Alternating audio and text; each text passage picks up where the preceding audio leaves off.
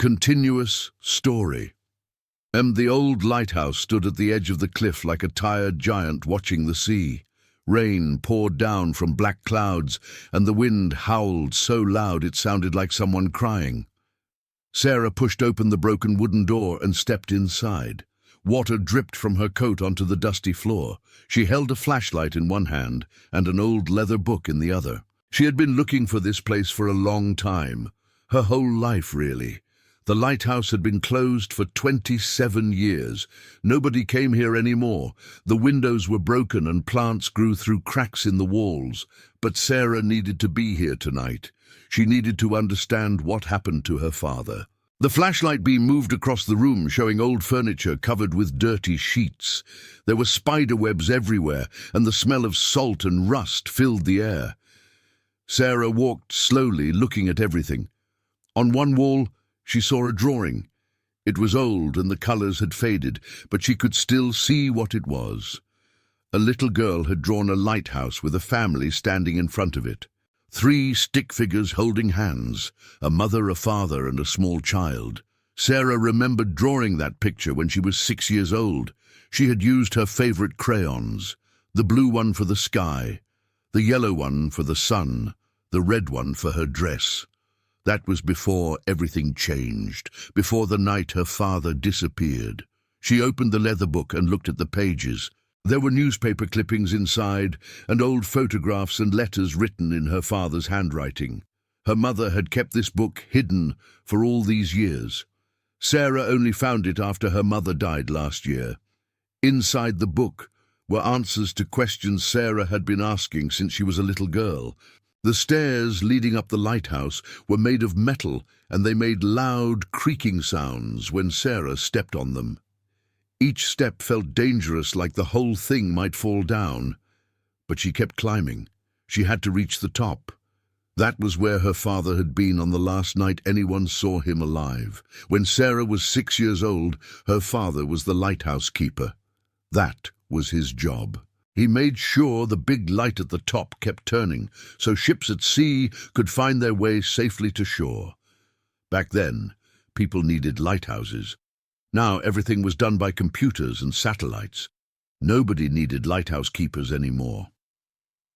Sarah reached the second floor and stopped to catch her breath.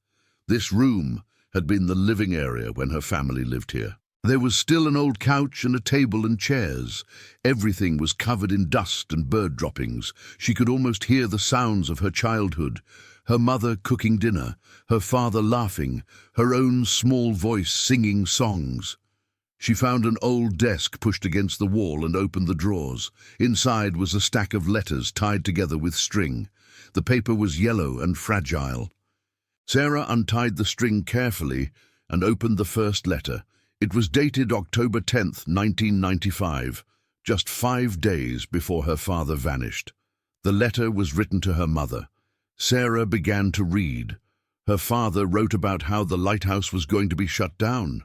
The government said it was too expensive to keep running. Automated systems would replace the old lighthouses. Her father was going to lose his job. The family would have to move away from the sea, but that was not what made Sarah's hands shake as she read. Her father wrote about duty and responsibility. He wrote about how a lighthouse keeper never abandons his post. He wrote about how some people are meant to be lights for others, even when it costs them everything. Sarah kept climbing the stairs. Her legs hurt and her heart was beating fast, but she did not stop. The wind outside was getting stronger. Rain came through the broken windows. Lightning flashed bright white, and thunder boomed so loud the whole building shook. Finally, she reached the top. The lantern room. This was where the big light had been. The room was circular with tall windows all around, showing the angry ocean below. In the center stood the huge lens. It was as tall as Sarah and made of thick glass and metal. Once it had turned slowly, sending beams of light far out to sea. Now it sat still and dirty, covered in years of neglect. Sarah set down her flashlight and the book and began cleaning the lens. She used her sleeve to wipe away the grime. As she worked, she thought about her father. She had been so angry at him for so long. Her mother never talked about what happened. Sarah grew up thinking her father had abandoned them, run away, chosen the lighthouse over his family. But now she knew the truth. She had read all the letters and newspaper articles in the book. She understood what really happened that night. It was October 15th, 1995. A terrible storm hit the coast. The worst storm in 50 years. The lighthouse was scheduled to be shut down at the end of the month. The equipment was old and breaking. That night the light stopped working. The mechanism that made it turn had broken. But there was a ship out there, a big cargo ship with 43 people on board.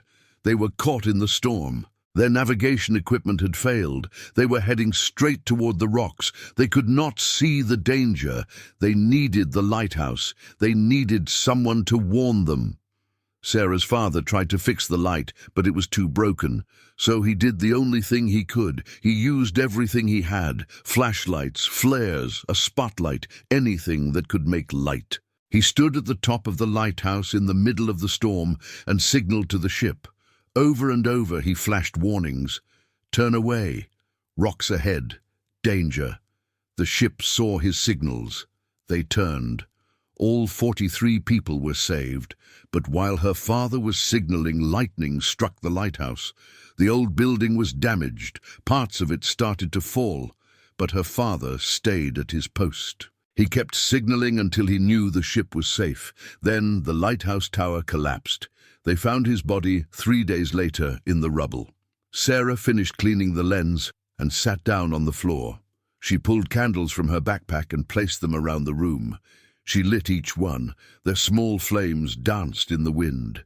She opened the book again and read the last thing her father had written. It was a letter to her. He wrote that he loved her more than anything. He wrote that she was his greatest joy. He wrote that being a lighthouse keeper meant standing in the darkness so others could find their way. He wrote that he hoped she would understand someday. He hoped she would forgive him. He hoped she would be a light for others too. Tears ran down Sarah's face. All these years she had been angry. All these years she had thought he left them, but he had not left. He had stayed. He had done his duty. He had saved 43 lives. He had been exactly what he was meant to be, a light in the darkness. Sarah heard footsteps on the stairs. She turned quickly, her heart pounding. An old man appeared in the doorway. He was tall, with white hair and a kind, weathered face. He wore a heavy coat and looked surprised to see her. Sarah stood up, ready to run if she needed to, but the man raised his hands, showing he meant no harm. He spoke gently. He said he was sorry for startling her. He said he had seen the candlelight and came to investigate. He said his name was Robert Torres. He had been coming to the lighthouse every year on this date for 27 years. Sarah asked him why. Robert looked at the candles and then at the ocean through the windows. He said he came to remember, to honor. He said he had been the captain of the ship Sarah's father saved that night. Sarah could not speak. She just stared at him. Robert stepped into the room and looked around. He said he would never forget that night. The storm had been the worst he had ever seen. His ship was in terrible trouble. They thought they were going to die. Then they saw the light. Not the normal lighthouse beam, but something different. Someone was signaling them, warning them, guiding them away from the rocks. Robert said they followed the signals and turned the ship. They barely avoided disaster. As soon as they were safe, they radioed for help. But by then, the lighthouse had been struck by lightning. By the time the Coast Guard arrived, it was too late. Robert said he met Sarah's father once before that night. About a month earlier, he had visited the lighthouse with his daughter. Sarah's father had shown them around. He talked about how lighthouses worked. He talked about his own daughter. He said she was special. He said she would do great things someday. Sarah started crying again. Robert stood quietly, giving her time. Finally, Sarah said she had spent so many years angry. She thought her father chose duty over family. But now she understood. He did not choose duty over family. His duty was an expression of his love. He saved those 43 people because that was who he was. That was what love meant to him, standing in the storm, being the light. Robert nodded. He said Sarah's father was a hero. He said all 43 crew members owed their lives to him. Several of them had families, children, grandchildren who existed because of what Sarah's father did that night. Sarah walked to the windows and looked out. The storm was passing. The clouds were breaking apart. Stars appeared in patches of clear sky. The ocean was calming down. She said she came here to say goodbye, to make peace. She said the lighthouse was going to be demolished next month. The county decided it was too dangerous to leave standing. Robert said he knew people, engineers, historians, people who cared about preserving important places. He asked if Sarah would want to try to save the lighthouse, or at least give it one last moment of glory, restore it temporarily so the light could shine one more time before it was gone forever. Sarah turned to look at him. She said yes. She said that was exactly what she wanted. Her father deserved that. The lighthouse deserved that. All the people who had been saved deserved that. Robert smiled and shook her hand. He said he would make some calls. He said they could do this. It would take work and money and time, but they could do it. They could give the lighthouse one final night, one last beacon. Sarah picked up the leather book and held it close. She said she had one more question. She asked Robert if he was scared that night in the storm. He said yes. He said he was terrified. He thought his life was over. But then he saw the signal. He saw someone out there in the darkness refusing to give up. Someone fighting to save people he did not even know.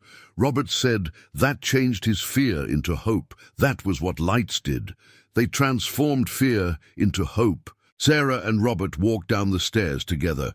When they reached the bottom, Sarah stopped at the wall where her childhood drawing still hung. She carefully took it down and rolled it up gently. She said she wanted to keep it, to remember. They stepped outside into the cool night air. The storm was completely gone now. The first light of dawn was starting to show at the edge of the sky. Pink and orange colors spread across the horizon. The ocean sparkled. Everything looked clean and new. Sarah and Robert stood looking up at the lighthouse. Even broken and weathered, it was beautiful. Sarah said it was strange how something could be falling apart but still be so full of meaning. Robert said that was true of a lot of things. People too. Sometimes the broken things were the most beautiful because they had stories. They had survived. Sarah opened the book one last time. She read the final words her father had written to her. He told her to be a light, to stand in the darkness for others, to never abandon her post. He told her she had that gift inside her, the ability to transform fear into hope. As Sarah finished reading, the sun broke fully over the horizon. The first bright rays of morning light hit the lighthouse lens through the broken windows. Even though the lens was not working, even though it had been still for 27 years, it caught that sunlight and reflected it. A brilliant flash of light shot across the water. Just for a moment. One last signal. Sarah and Robert both saw it and smiled. Robert said it was like a message, a goodbye. Sarah said it was more than that. It was a hello, a reminder, a promise that lights never really go out. They get carried forward by the people who remember them. They walked to Robert's truck. Sarah asked if he would tell her more stories about that night, about the rescue, about the crew members. She wanted to know everything. Robert said he would be happy to. He suggested they get breakfast at a diner in town. They could talk for hours. As they drove away, Sarah looked back at the lighthouse in the side mirror. She saw it getting smaller, but somehow it felt bigger than ever. She understood now that her father had not left her. He had shown her the way. He had taught her what it meant to love, to serve, to stand firm when everything is falling apart. Sarah thought about her own life. After her mother died, she had started working with a maritime rescue organization. She helped coordinate rescue operations at sea. She helped save lives. She had never connected it to her father before. She thought she was running away from his memory. But now she realized she had been running toward it all along. She had become what he hoped she would become. A light. Robert drove slowly along the coastal road. He talked about the crew members from that night. He told Sarah their names and their stories. There was Miguel, who had a newborn baby at home. There was Chen, who was working to send money to his parents. There was James, who was only 19 years old on his first voyage. All of them got to go home because of what Sarah's father did. Robert said several of the crew members had stayed in touch over the years. They got together every few years to remember, to celebrate life. They had invited Robert to join them. He said Sarah should come too. She was part of the story. She was the daughter of the man who saved them all.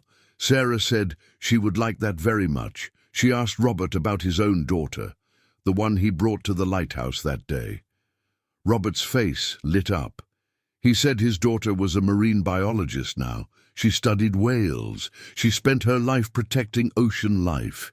He said maybe that day at the lighthouse had inspired her. Maybe meeting Sarah's father had planted a seed. They reached the diner as the sun climbed higher in the sky. It was a small place with red vinyl booths and the smell of coffee and bacon. They sat by the window where they could see the ocean. Robert ordered eggs and toast. Sarah ordered pancakes. While they waited for their food, Robert pulled out his phone. He showed Sarah pictures. There were photos of the crew members from that night. Young men in their 20s and 30s standing on the deck of the ship. Then photos from their reunion last year. The same men now in their 60s and 70s. Grey hair, wrinkles, but alive, still here. Robert scrolled to another photo. It was a group picture.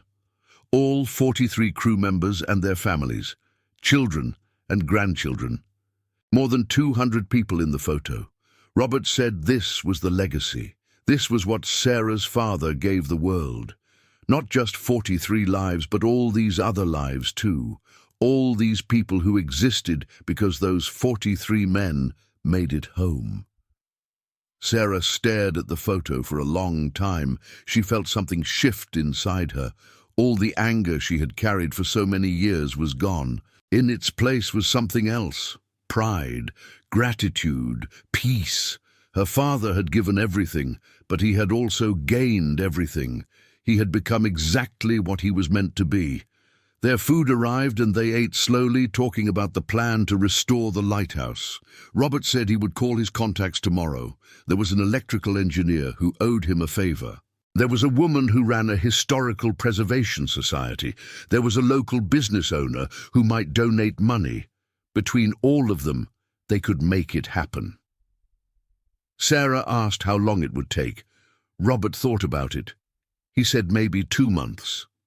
Maybe 3. They would need to get permits from the county. They would need to make the structure safe enough to work on. They would need to find the right parts to repair the light mechanism. It would not be easy, but it would be worth it. Sarah said they should have a ceremony when the light was restored. A memorial. They could invite the surviving crew members. They could invite her father's old friends and colleagues. They could invite the community. They could tell the story. Make sure people remembered what happened. Make sure her father's sacrifice was not forgotten. Robert agreed.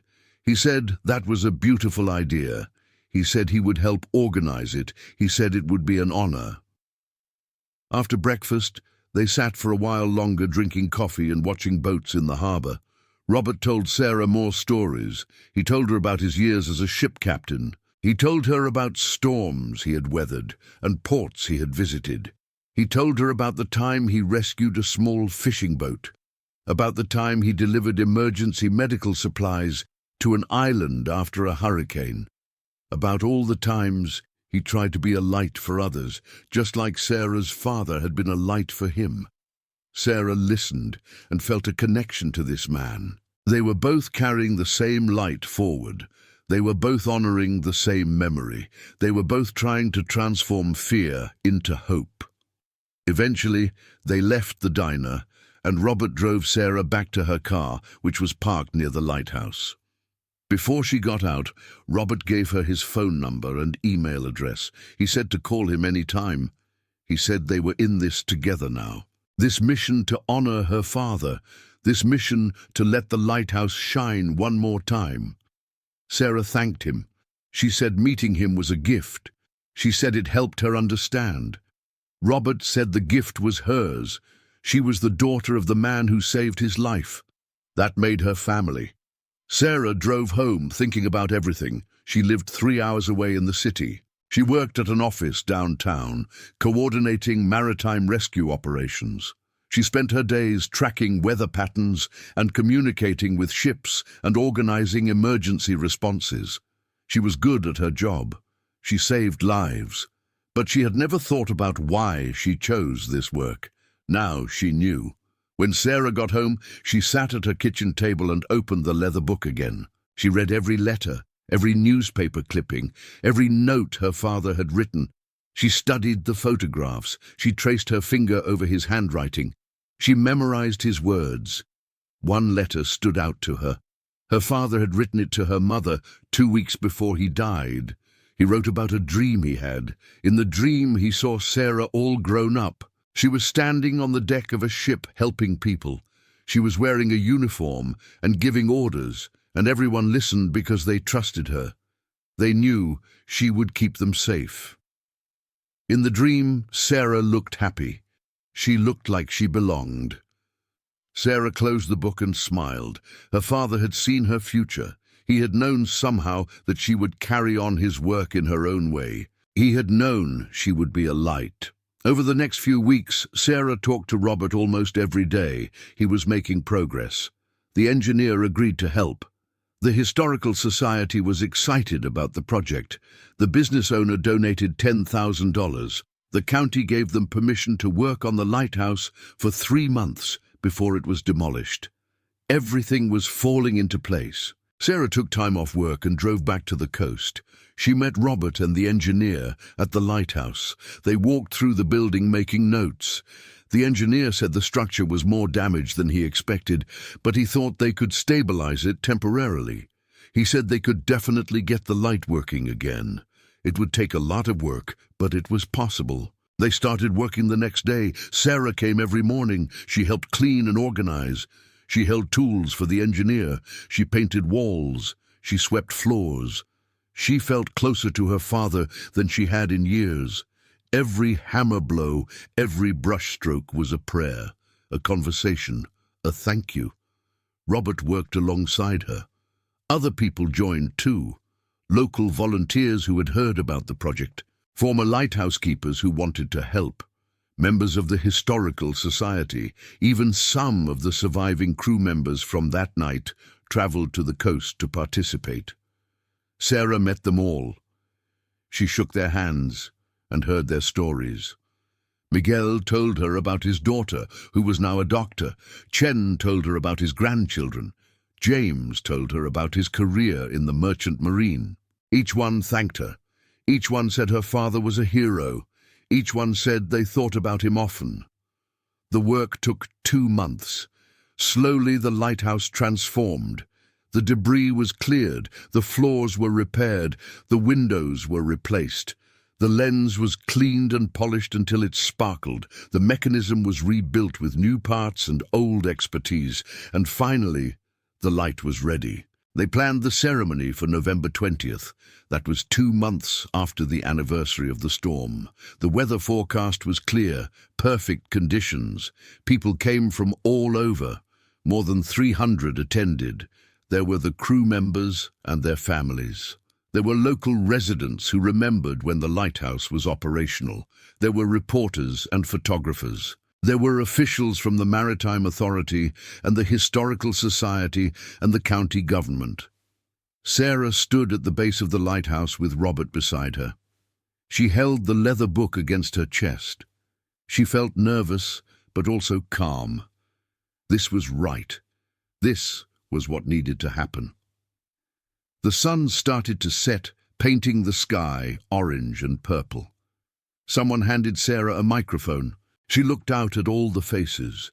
She saw hope and respect and love. She took a deep breath and began to speak. She told them about her father.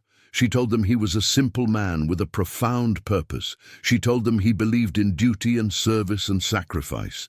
She told them he chose to stand in the darkness so others could find their way. She told them he saved 43 lives and created a legacy that touched hundreds more.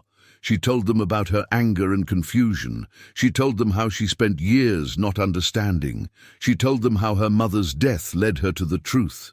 She told them how she came to the lighthouse and met Robert. She told them how she learned what really happened that night. Sarah's voice cracked with emotion, but she kept going. She said her father taught her that being a light is not about being perfect or powerful. It is about showing up, standing firm, refusing to abandon your post even when everything is falling apart. It is about believing that your small light matters, that someone out there needs it. That hope is always worth fighting for. She said the lighthouse would be demolished in 1 month. This would be its last night of service, but the light would not die. It would live on in every person who remembered, in every life saved by the crew members who survived, in every act of courage and compassion inspired by her father's story. The light would go on. Then Sarah and Robert climbed the stairs together. The crowd waited below in the gathering darkness. When they reached the lantern room, the engineer was waiting. He had made the final connections that afternoon. Everything was ready. Robert said a few words. He talked about the storm and the terror and the hope he felt when he saw the signal.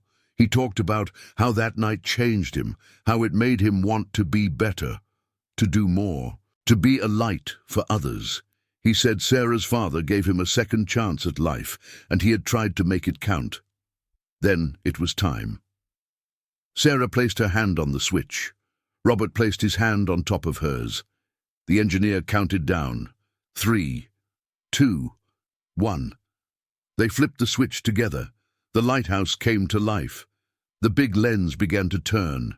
The powerful beam shot out across the water bright and strong. It swept across the ocean, illuminating the waves. Around and around it went, just like it had done for over 100 years, just like it did the night Sarah's father saved 43 lives. The crowd below erupted in cheers and applause. People cried and hugged and pointed at the light. Boats in the harbor sounded their horns. It was a celebration, a memorial, a reminder. Sarah stood at the window watching the beam cut through the darkness. She felt her father's presence. She felt his love. She felt his pride. She knew he would be happy. His lighthouse was shining again. His light was still transforming fear into hope. The lighthouse beam turned throughout the night. Thousands of people came to see it. They lined the coast and filled the roads. They took pictures and told stories. They remembered and they honored. The light reached far out to sea, visible for miles. Any ship that passed would see it and know they were not alone. Someone was watching. Someone cared. At dawn, Sarah climbed the stairs one last time. She wanted to be there when the sun came up. When she reached the lantern room, she found she was not alone. A dozen of the crew members had climbed up too. They stood silently watching the beam continue its rotation as daylight began to fill the sky. Miguel stood beside Sarah. He put his hand on her shoulder and said, "Thank you." Chen did the same. Then James. One by one, each man approached and thanked her. Some had tears on their faces. Some smiled. All of them radiated gratitude. As the sun rose fully, they turned off the light. The lens slowed and stopped. Its work was done. The lighthouse had served its purpose one last time. Now it could rest. They all climbed down together. At the bottom, Robert was waiting with a certificate. The Historical Society had prepared it. It declared the lighthouse a historic landmark. It told the story of Sarah's father and the night he saved the ship. It would be displayed in the Maritime Museum. The story would be preserved. Sarah accepted the certificate and thanked everyone. She said this was not an ending. It was a continuation. Her father's light would keep shining through all of them, through their actions and their kindness and their courage, through every time they chose to help someone in need, through every time they stood firm in the storm. The light would go on. People slowly left. The crowd dispersed.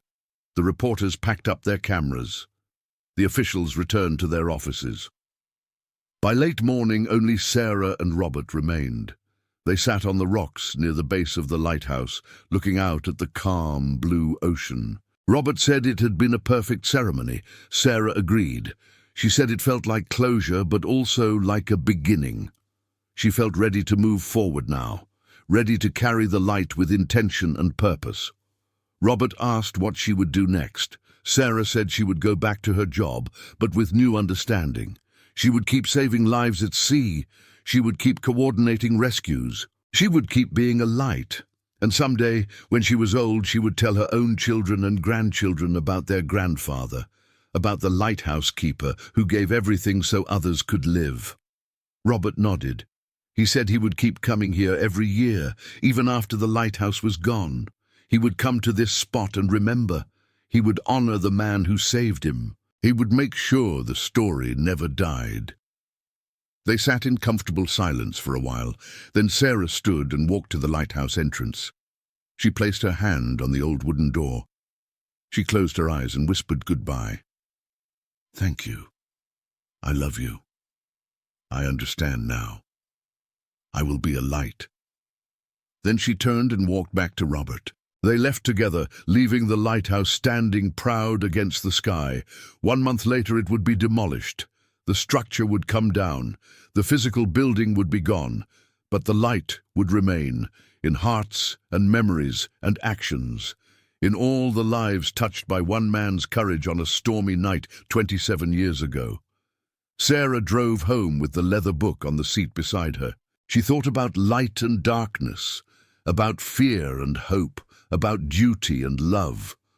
She thought about how sometimes the most profound act of love is fulfilling the purpose that calls to us, even when it costs everything, especially when it costs everything.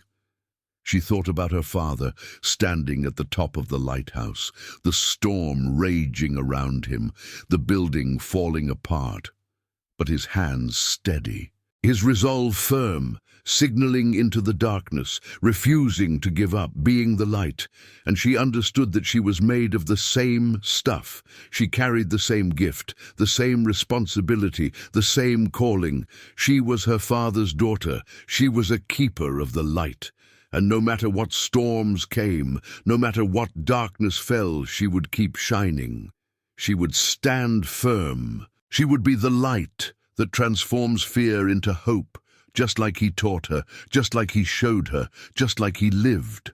The lighthouse may fall, but the light would go on, through her, through all the people who remembered, through every act of courage and compassion and service. The light would go on, forever, because that is what lights do. They never really go out. They just get carried forward, one person to the next, one generation to the next, one heart to the next. The light goes on.